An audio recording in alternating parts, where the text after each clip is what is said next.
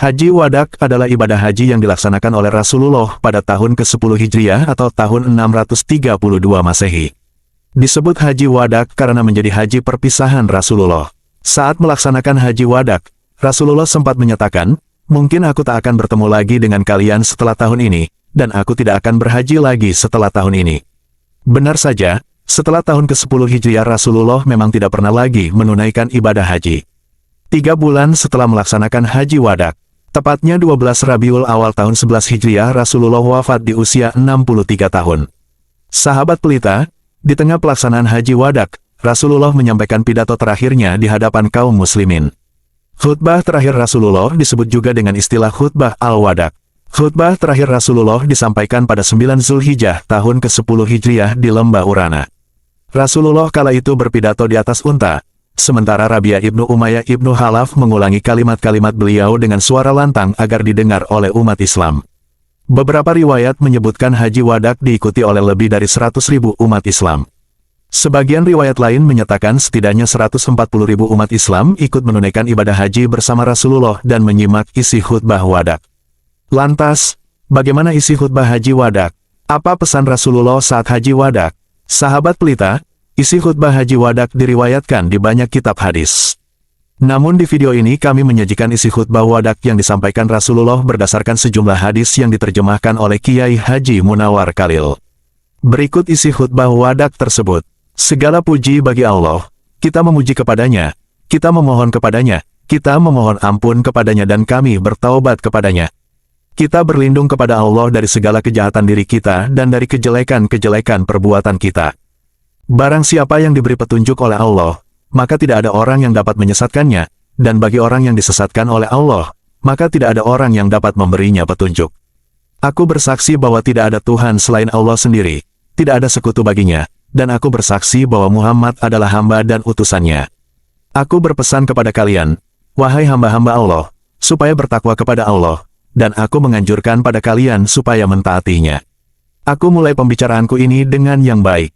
Wahai manusia, dengarkanlah ucapanku. Aku menerangkan kepada kalian, sesungguhnya aku tidak mengetahui. Barangkali aku tidak akan bertemu lagi dengan kalian sesudah tahun ini di tempatku berdiri ini.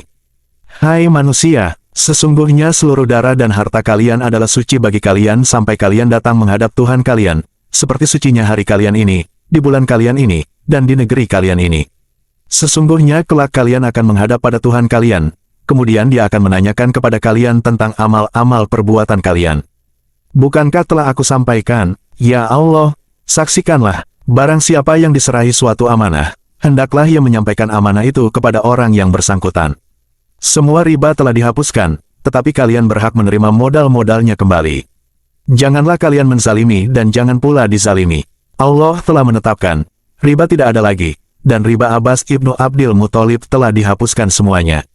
Semua darah yang tumpah pada masa jahiliyah telah dihapuskan.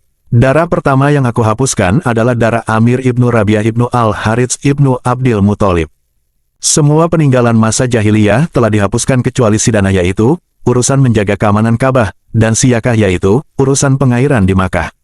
Pembunuhan jiwa yang dilakukan dengan sengaja ada tuntutan balas, hukum membunuh, sedangkan pembunuhan seperti disengaja, yaitu terbunuh dengan tongkat atau batu, maka padanya didenda dengan 100 ekor unta.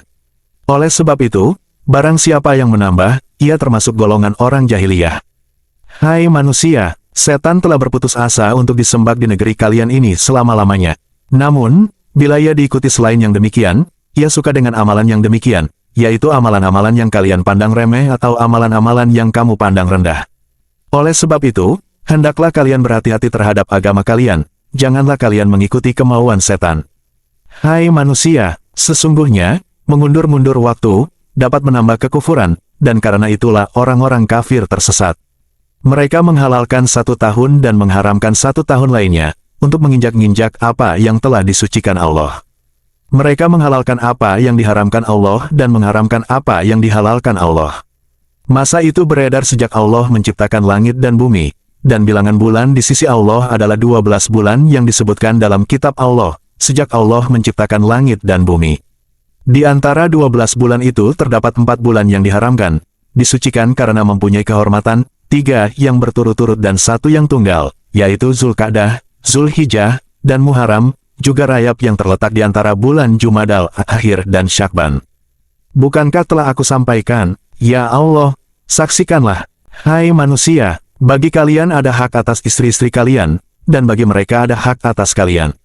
Hak kalian atas mereka adalah bahwa mereka tidak mengizinkan seseorang yang tidak kalian sukai menginjakkan kakinya di atas tikar-tikar kalian dan mereka tidak mempersilahkan seseorang yang tidak kalian sukai masuk ke dalam rumah kalian, kecuali dengan izin kalian, dan mereka tidak boleh berbuat serong dengan laki-laki lain secara terang-terangan.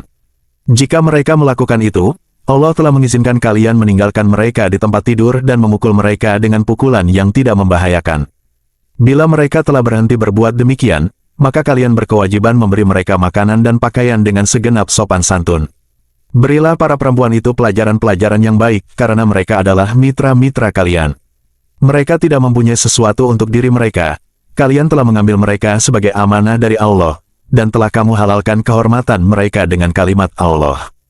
Oleh karena itu, takutlah kalian kepada Allah mengenai para perempuan itu dan hendaklah kalian memberi pelajaran-pelajaran yang baik kepada mereka.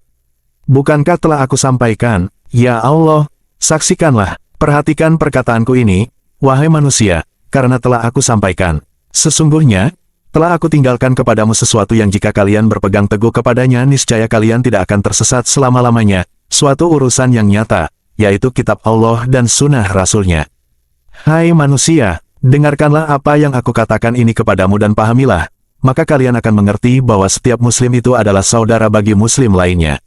Dan bahwa seluruh umat muslim itu bersaudara. Tidak seorang pun dibenarkan mengambil sesuatu yang menjadi hak saudaranya, kecuali jika diberikan dengan kerelaan hati, dan janganlah kalian menzalimi diri kalian sendiri.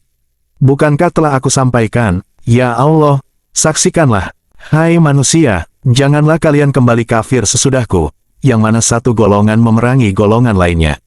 Ketahuilah, yang datang hendaklah menyampaikan kepada yang tidak datang. Mungkin saja orang yang menyampaikannya lebih memelihara dirinya daripada orang yang mendengarkannya.